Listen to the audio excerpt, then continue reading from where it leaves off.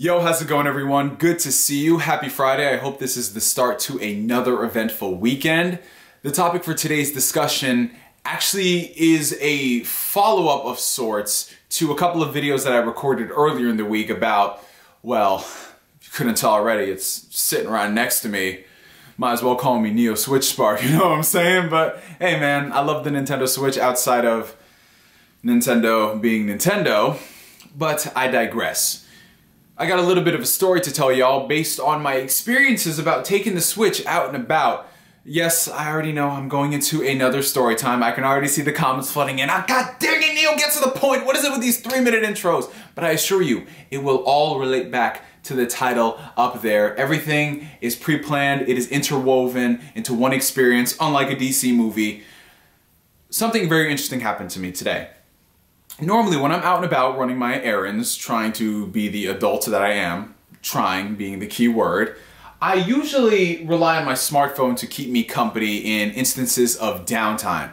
Whether I'm browsing social media or I'm sending some dank memes to the group chat, my phone for the most part fits all my needs. But I wanted to test something. I wanted to live, I guess you could say, the handheld gamer life. As you guys know, I am no stranger to the handheld gaming side of things, but unlike most people out there who actually live the life and they take it with them on their commutes and they take it with them and they play it in between their college classes, I never found the need to do that because I could never find a block of time where I could justify lugging around another device. For me, 5 to 10 minutes a day is not enough to bring my Nintendo 3DS or my PlayStation Vita out. So for the most part, those systems stay their asses at home.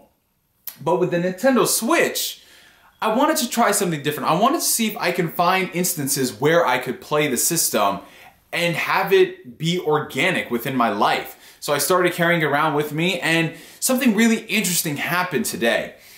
I actually got approached by someone because I was playing the Switch. Now here's the thing. I've gotten some head turns from people when I play the Switch in public. In most cases, people are just like, what is that thing? Because contrary to popular belief, the Nintendo Switch, even though it's sold a lot of units, most casuals don't have a good idea of what it is. So when you're playing something like this out and about, they're just like, oh, that's different. What is it? So every time I explain it to them, they're like, oh, okay, that's cool. But what happened today, man, it was a legit Nintendo Switch experience. Like, I need to hit up Nintendo and give them this story so they can run it in one of their ads, man.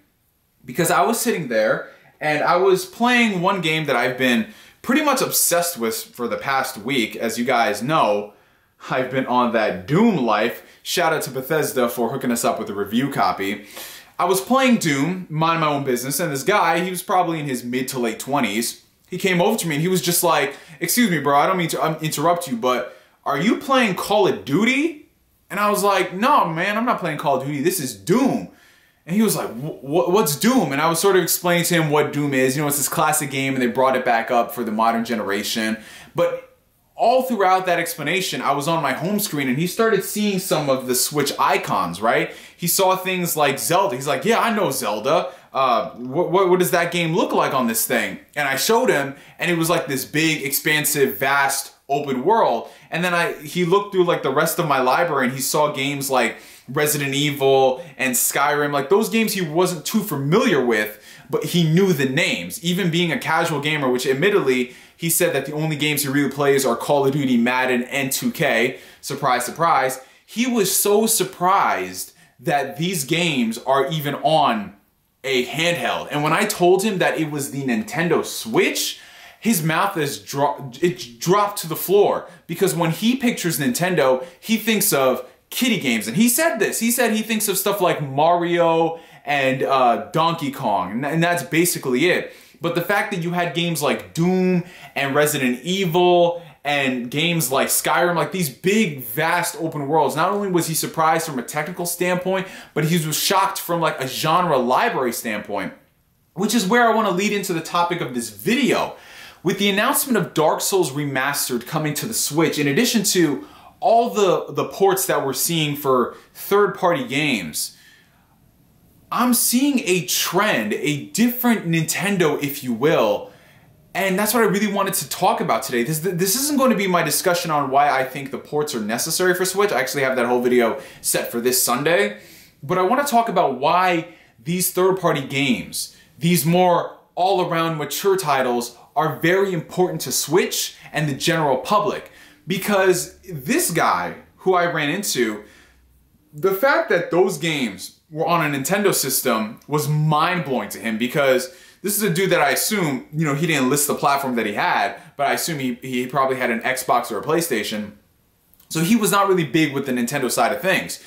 Guys, I know I'm going to shatter some glass and the light bulb is going to go off in your head when I say this.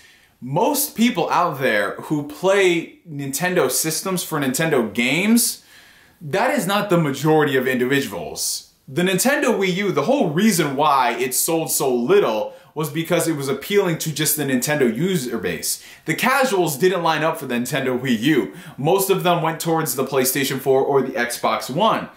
So when you have the Nintendo Switch that has not only the Nintendo games, but it has those games that are interested in, like Skyrim and NBA 2K and FIFA and hopefully a Madden in the future, that might have them looking towards Nintendo as a viable option. Because let's be real, even the casuals, and they don't participate in these forum wars and the console discussions, even they know what games come to a Nintendo system and what don't.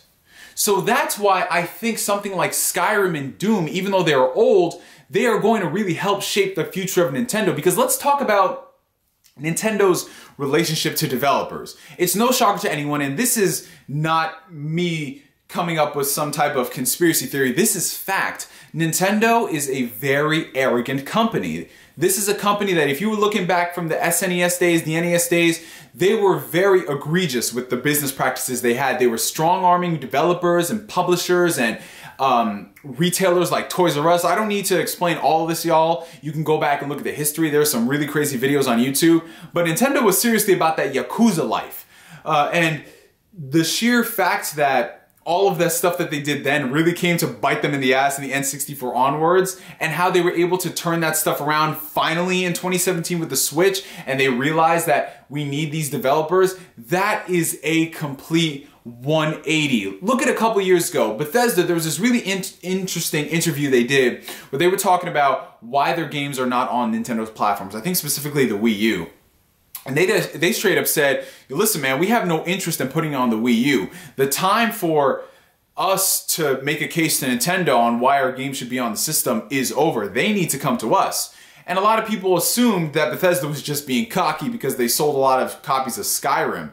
No, that's not the case, guys. A lot of developers have this particular mindset towards Nintendo. Why in the world should they feel the need to put themselves on a Nintendo system when they have to go through so many hoops just to get the game on the system? Looking at it from a developmental side of things with the really weird hardware, from an online perspective, they don't have all the features that Sony and Microsoft do.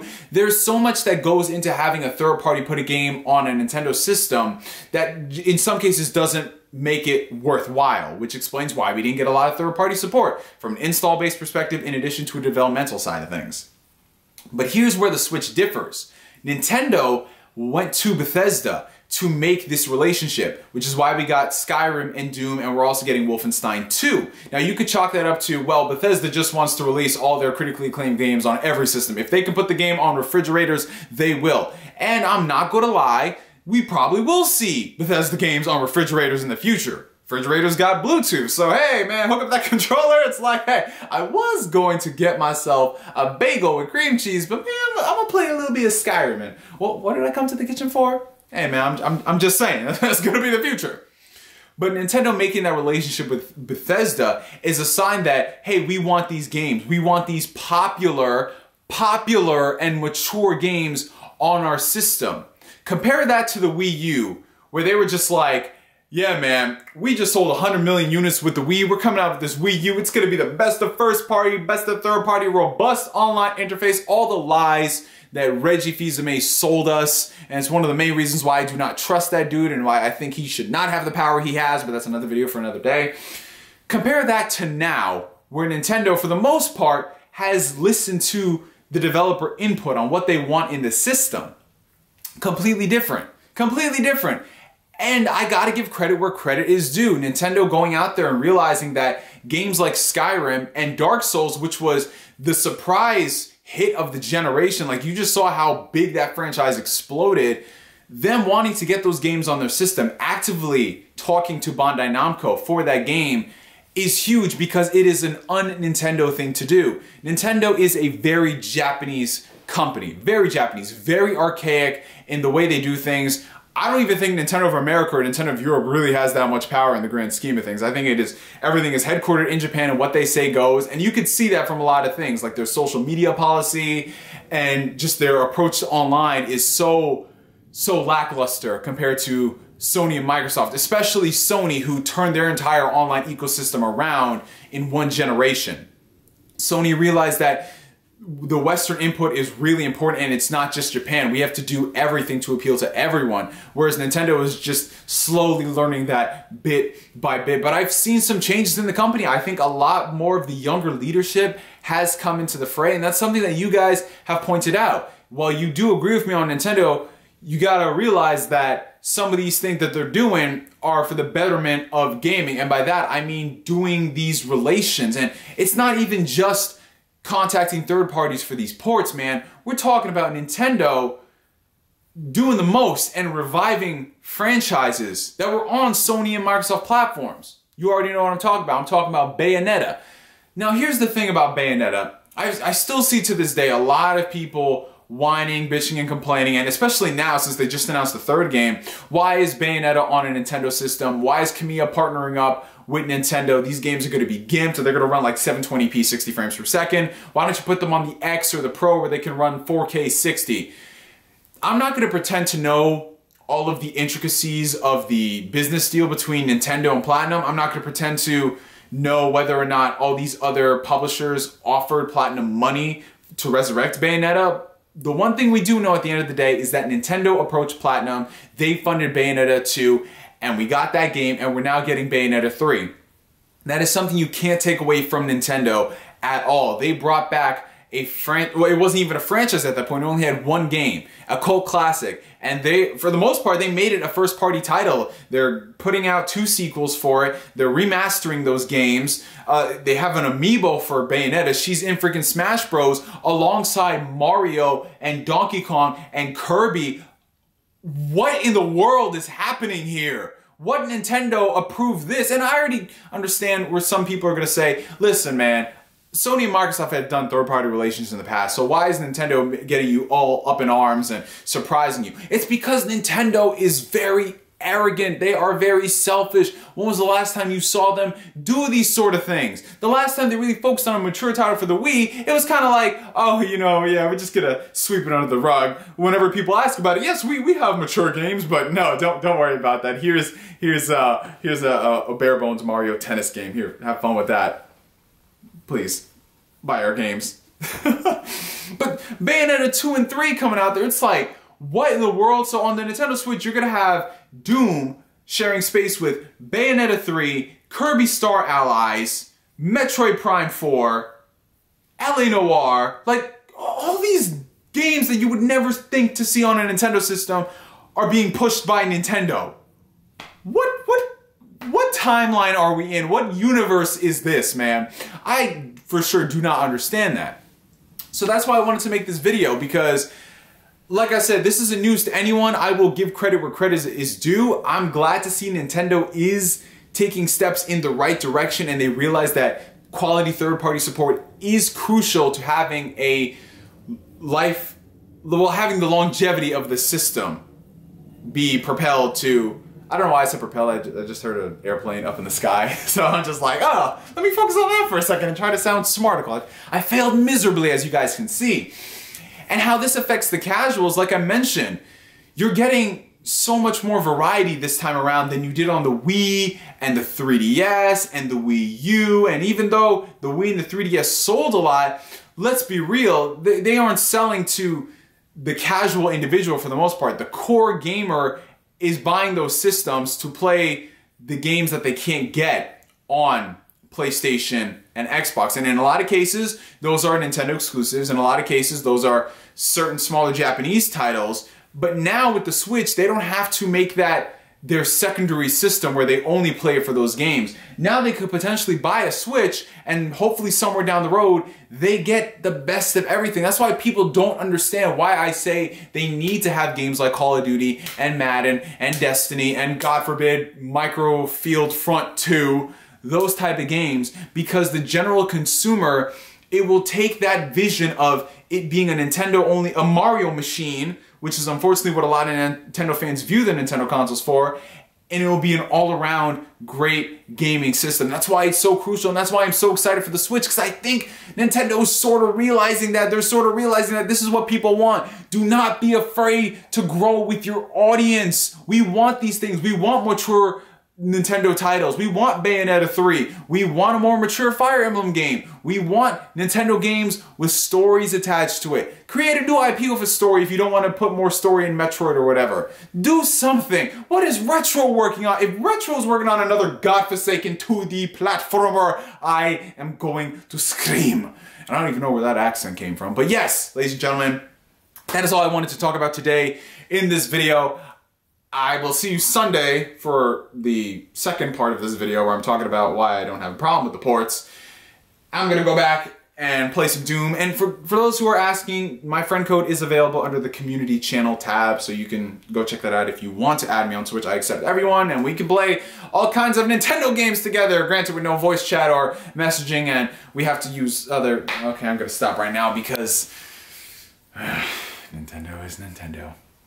For Media for now, my name is NGS, signing out like always. I will catch you guys later. Peace. Can we talk about the fact that The World Ends With You is coming back? Oh, lordy, lordy, lordy. No apologies. No apologies.